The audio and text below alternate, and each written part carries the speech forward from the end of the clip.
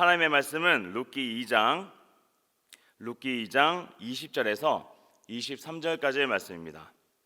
나오미가 자기 며느리에게 이르되 그가 여호와로부터 복받기를 원하노라.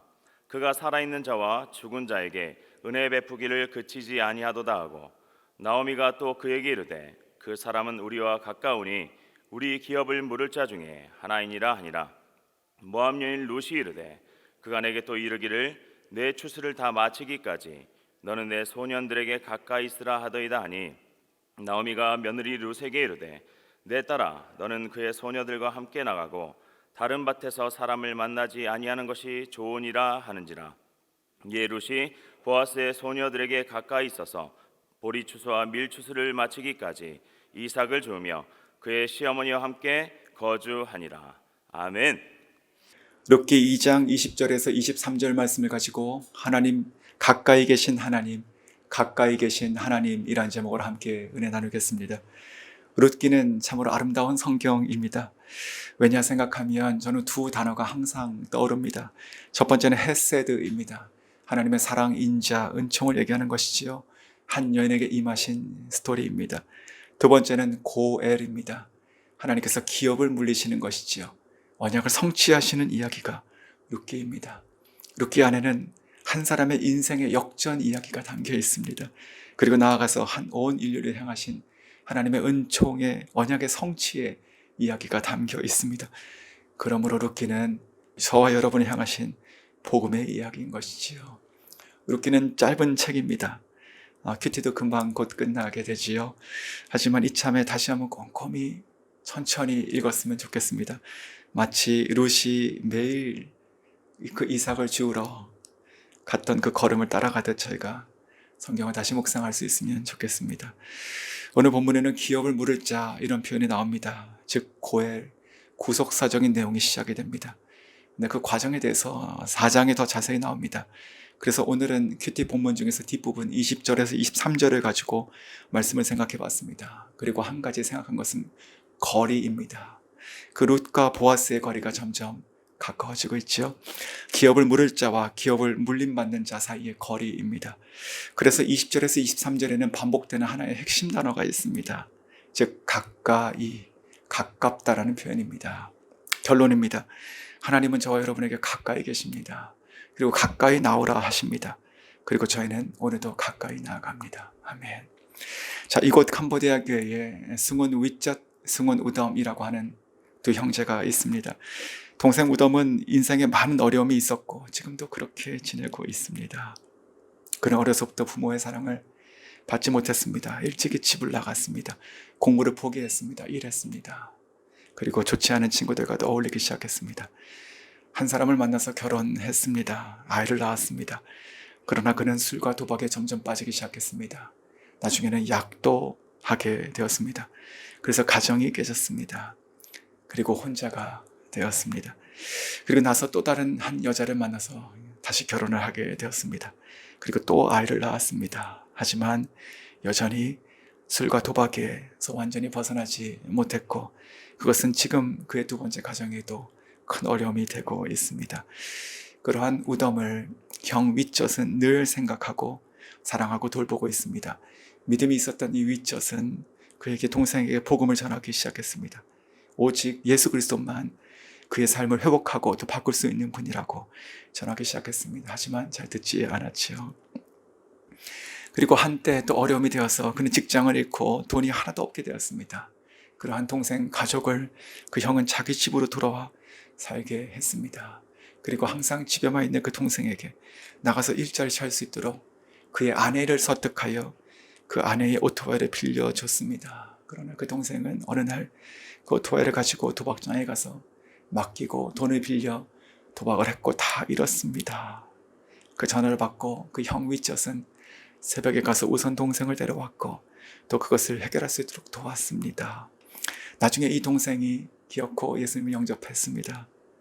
그리고 또 먼 곳으로 이사를 가게 됐습니다. 그리고 지금도 참 어렵게 힘겹게 생활하고 있습니다.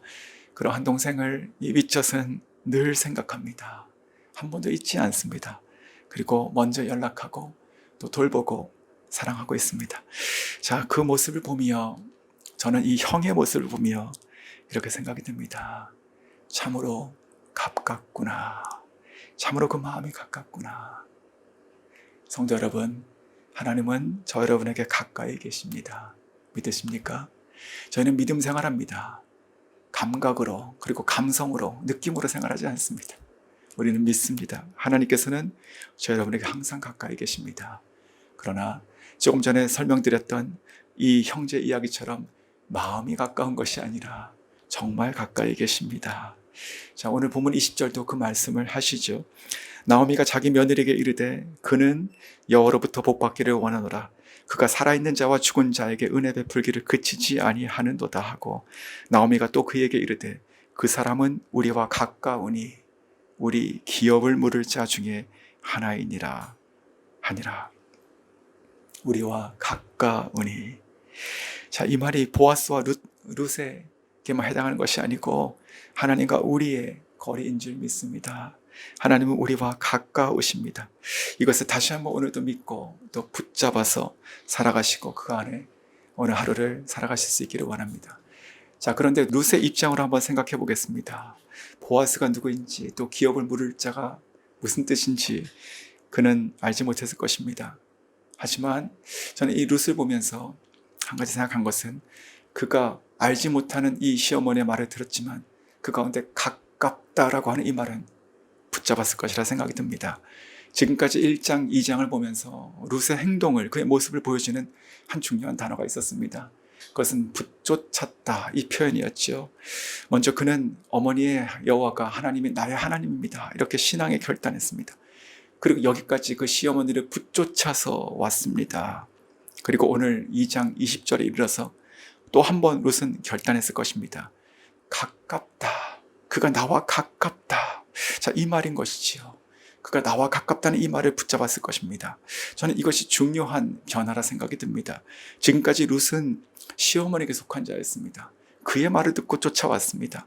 하지만 지금 이 순간은 그가, 즉 보아스가 우리와 가깝다, 즉 우리는 룻을 포함한 것입니다.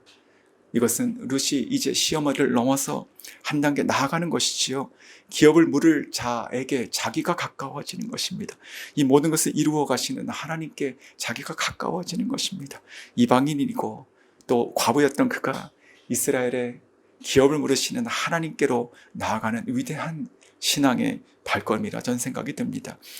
20절을 보며 또 이 전체 스토리를 보며 나오미 그리고 룻, 보아스 중에서 나는 누구랑 가까운가, 누구랑 닮았는가 생각이 들었습니다.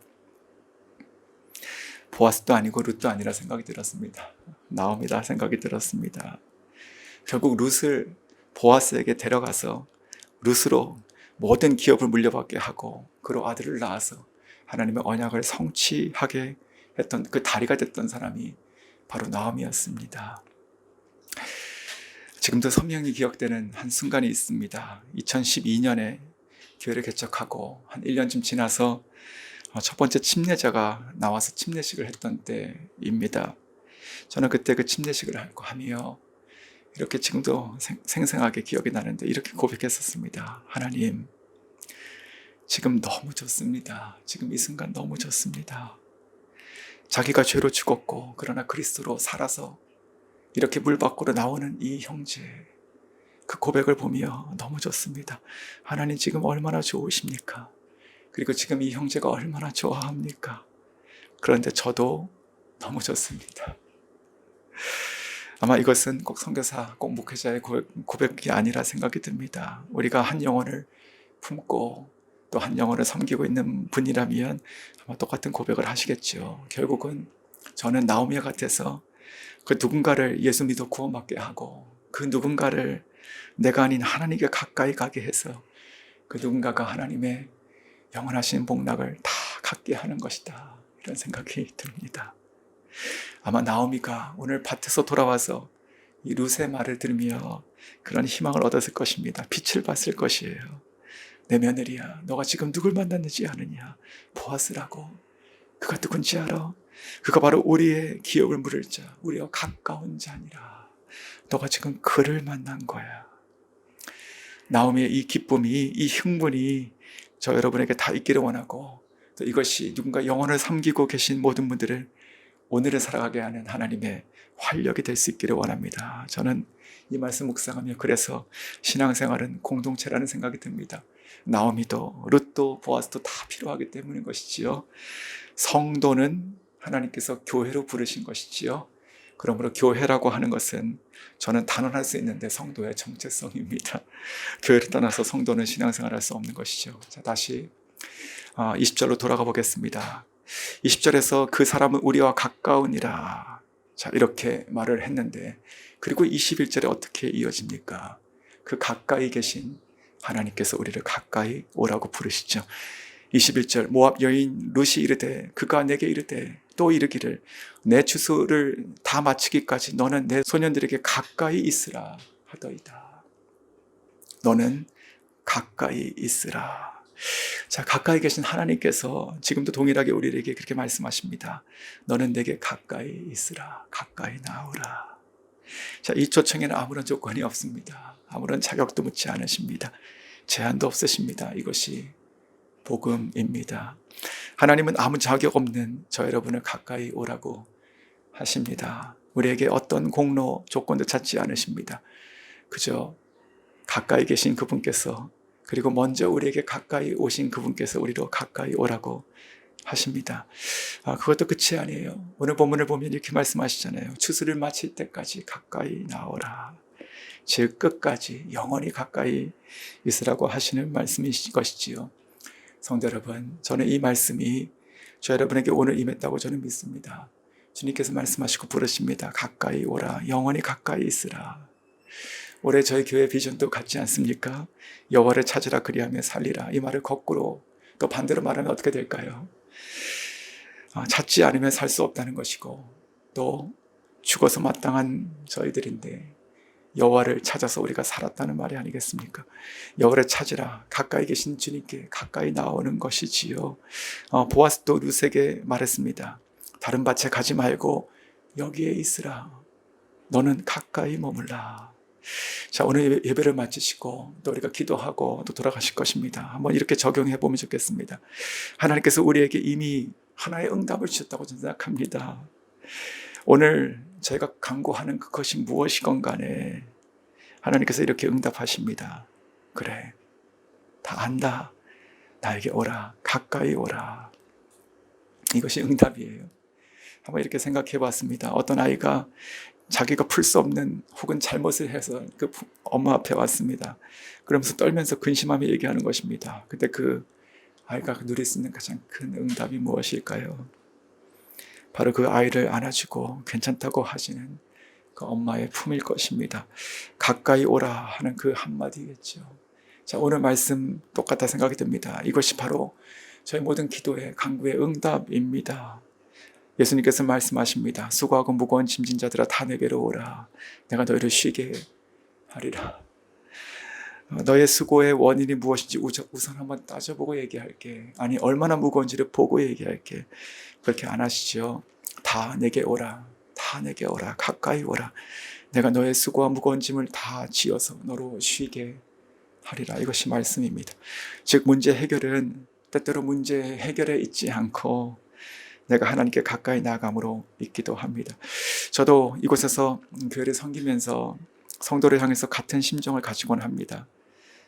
가장 최근에 한 예를 한번 들어보겠습니다.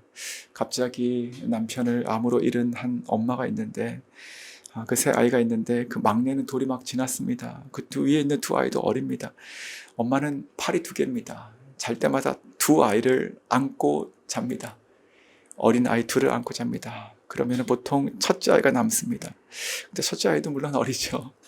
근데 그 아이가 날마다 엄마에게 요즘 불평하는 것이 있습니다. 엄마, 아빠도 없고 엄마도 나를 사랑하지 않아. 아빠도 없고 엄마도 나를 사랑하지 않아. 그리고 셋째는요, 날마다 매일매일 그렇게 우유를 사달라고 조릅니다.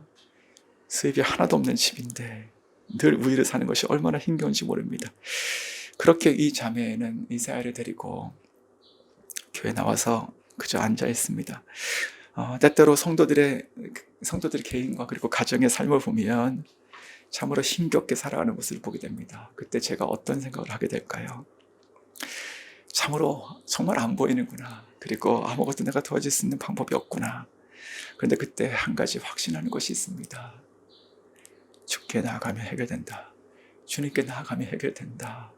지금 너무 공고하고 또 아무 힘이 없고 막막하니 주님께 나아가라. 더 예배에 나아가라. 그러면 산다.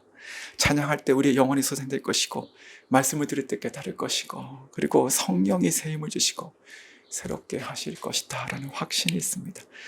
사랑하는 성도 여러분, 오늘도 이 말씀이 저 여러분에게 동일하게 임하시죠.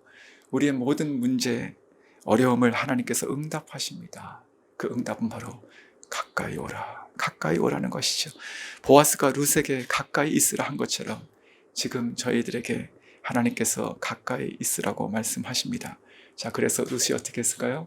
룻이 가까이 나아갔습니다. 그것이 바로 22절과 23절 마지막입니다.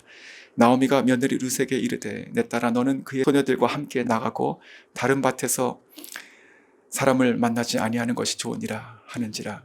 이에 룻이 보아스의 소녀들에게 가까이 있어서 보리추수와 밀추수를 마치기까지 이삭을 주우며 그의 시어머니와 함께 거주하니라. 아멘. 23절에 룻이 보아스의 소녀들에게 가까이 있어서. 아멘.